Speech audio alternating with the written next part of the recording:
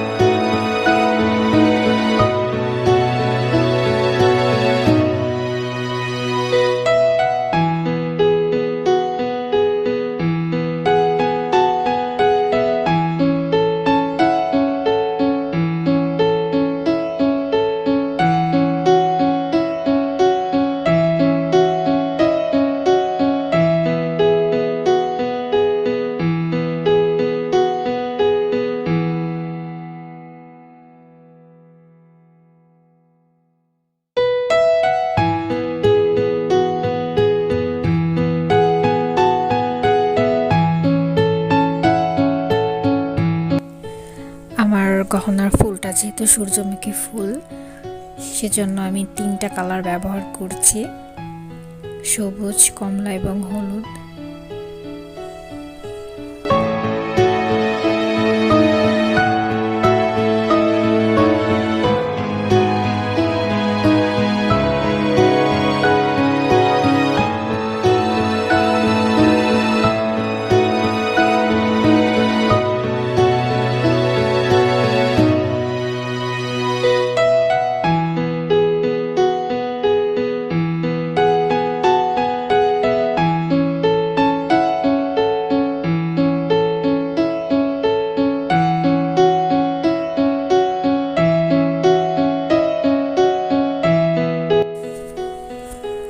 গলার হারের জন্য যেটা করেছি সেটা আমার পেইন্ট করা শেষ, এবং আমি একইভাবে কানের দুল 2টা পেইন্ট করে নিয়েছি।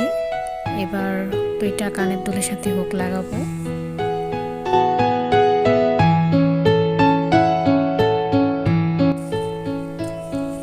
এখানে আমি প্লাসের সাহায্য নিচ্ছি যাতে হুকগুলা খুব সুন্দরভাবে লাগানো যায়।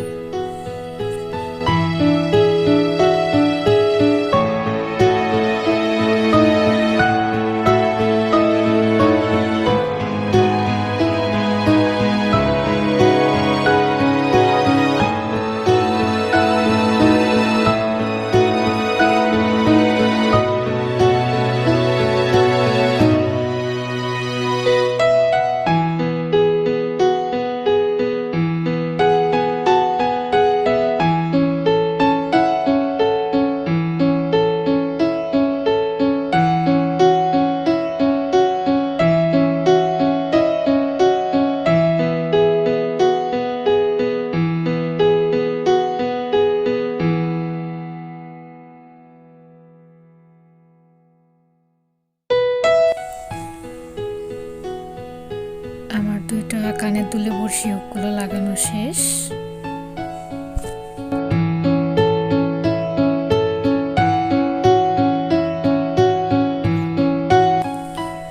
এবার আমি গলার গলার জন্য যে ফুলটা করেছিলাম সেটা একটা সুতো দিয়ে বেঁধে কিছু কটন বল দিয়ে ডেকোরেট করে নেব।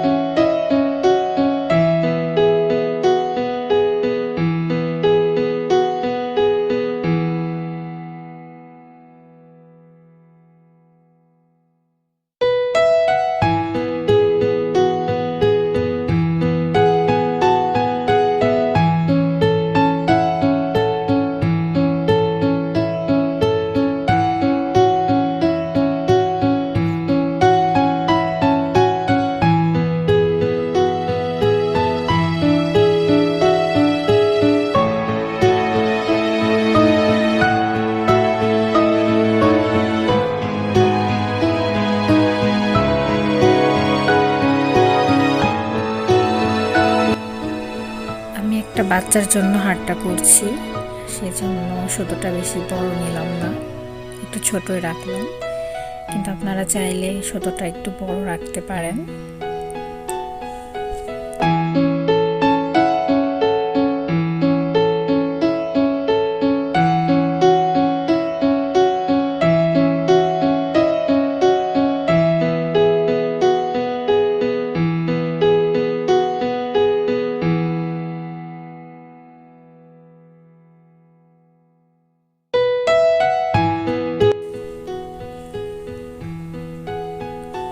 সবগুলো পুঁথি দেওয়া হয়ে গেলে একটা গিট মেরে নেব শক্ত করে, যাতে খুলে না যায়, পুঁথিগুলা বেরিয়ে না আসে।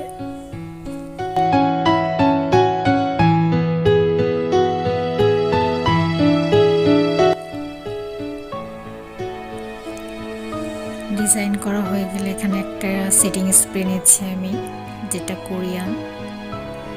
সেটিং স্প্রেটা অনেক ভালো। সেটিং স্প্রেটা অবশ্যই আপনারা দেওয়ার চেষ্টা করবেন। সেটিং স্প্রেটা ব্যবহার করলে গহনাগুলোর উপরে যে পেন্টটা করেছি আমরা, ওটা অনেক গ্লসি হয় এবং রোদ বৃষ্টিতে ভিজলেও গহনাগুলোর কিছু হবে না।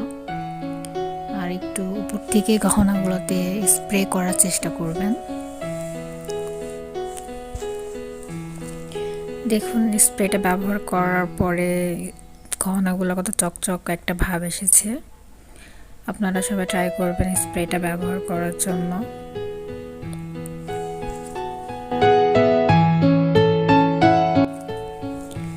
আমার ভিডিও যদি আপনাদের ভালো লাগে তো প্লিজ সাবস্ক্রাইব করুন।